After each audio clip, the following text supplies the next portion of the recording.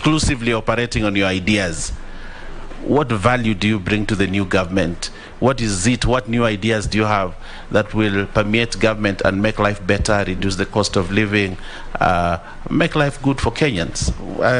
And what went wrong despite your ideas? Thank you, Chair. Mary. Well, thank you, Speaker. Through you, the nominee. One of the other pledges that we gave to the Kenyans through the Kenya Kwanza pledges was the mainstreaming, was the need to mainstream the development of arts and culture. I'm talking about theaters, music halls, art galleries, into the infrastructure development program. We all are aware that we have a lot of talent out there. And to the members, I know each one of us has had to support an artist. Where I come from, they go and record music in Uganda. So my question is, as Cabinet Secretary, what are some of the areas you'll prioritize, and how will you address the challenge of funding the infrastructure projects to unlock the potential of the creative economy? And I offer you 5 acres of land in Teso South to start one for Busia County. Thank you. Yes, Naisola. Thank you, Chair. Mr. Owalo, how do you facilitate the inclusion of students from the rural communities or those that are in far-flung areas who don't have access to modern technology and internet connectivity, just so that there is equity? And Mr. Chair, if you'll just allow me to add this, that having worked at KBC, I don't think that rebranding is the main problem. It has been rebranded and rebranded and rebranded before. I don't think that is the main challenge. You might have to relook at it. But I want to also hear about the staff.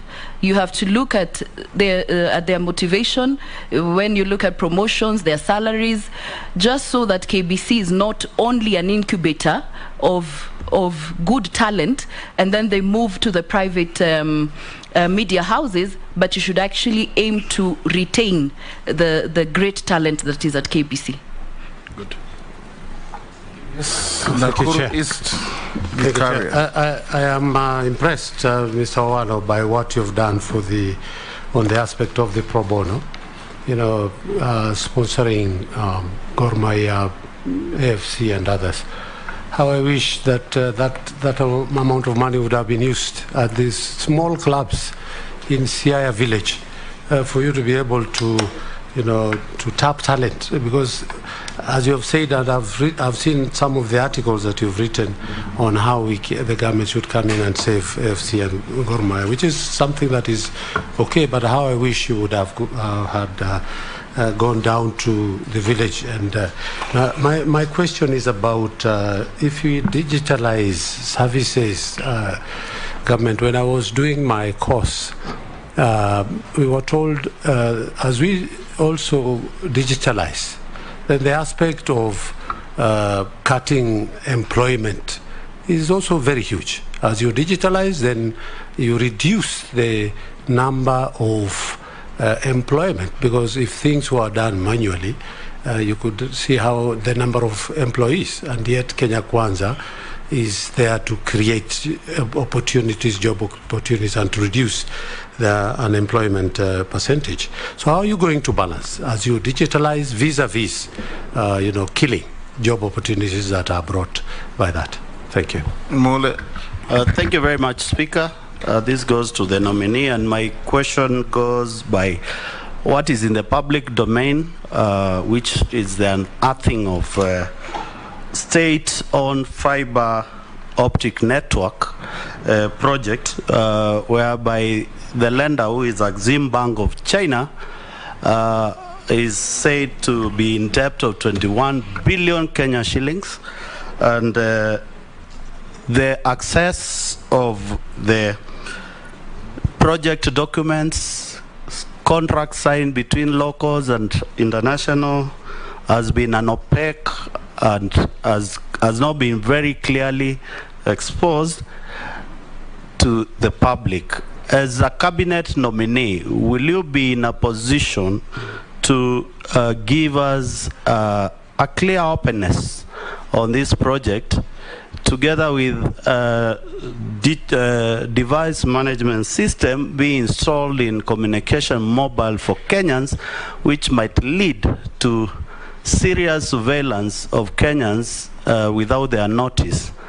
I know you might not want to comment on this because it's an issue between the Communication of Kenya and the Supreme Court, which they need to pronounce themselves. But your view as an expert of management, are these realities when if you are confirmed by this committee to bring to light these two kind of projects to Kenyans to make sure that we are safe?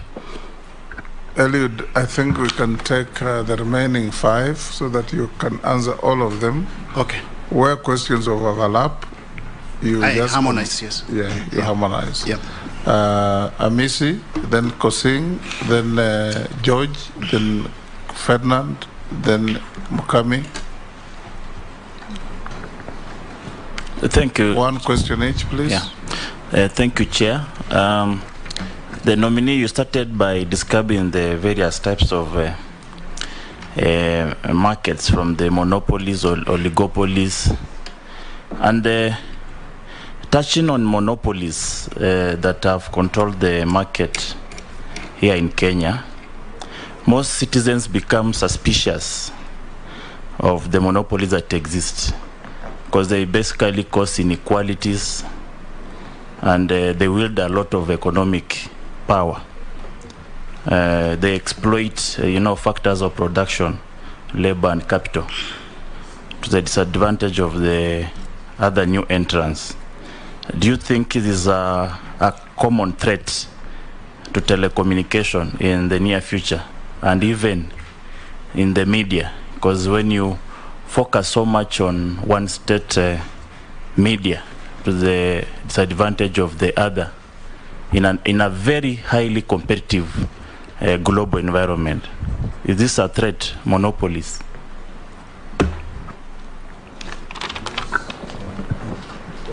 Yeah, thank you, Chair. Nominee, my name is Honorable Kosing David, MP for Poko South. I didn't say my name.